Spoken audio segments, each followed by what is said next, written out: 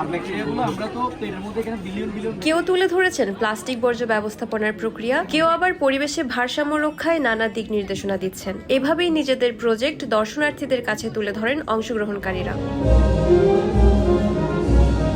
চট্টগ্রাম বিশ্ববিদ্যালয়ে দ্বিতীয়বারের মতো অনুষ্ঠিত হলো চট্টগ্রাম গবেষণা ও উদ্ভাবন মেলা। মঙ্গলবার সকালে মেলার উদ্বোধন করেন পরিবেশ, বন ও জলবায়ু পরিবর্তন উপদেষ্টা। এবারের আসরে ছিল ক্ষুদে গবেষক পর্ব, হাইলাইটেড রিসার্চ টক ও শিশু কিশোরদের রোবট শো। সো বেসিক্যালি আমাদের প্রজেক্টটা আপনার বাংলাদেশকে আরো সাস্টেইনেবল একটা কান্ট্রি করার মধ্যে ডেভেলপ করার জন্য। আমরা তো ব্যাকটেরিয়া অ্যাকচুয়ালি দেখি না, নর্মালি কিভাবে দেখা যায় এটা মাইক্রোস্কোপে, বা আমরা নর্মালি যে কাজ করি প্লেটের মাধ্যমে এটা কিভাবে গ্রো করে আমরা ওগুলো হচ্ছে প্রেজেন্ট করছি। আমাদের উদ্দেশ্য হলো যে রিসার্চটাকে প্রমোট করা, যাতে স্টুডেন্টরা এটার মাধ্যমে রিসার্চটাকে জানতে পারে রিসার্চটা কিভাবে করবে। আমাদের অভ্যাসগত পরিবর্তনটা আনতে হবে কোনো কোনো ক্ষেত্রে, যেমন ধরেন হর্ন, আমরা যদি নিজেদের গাড়িতে হর্ন বাজানোটা বন্ধ করি, বাকি কাজটুকু সরকার করতে পারে।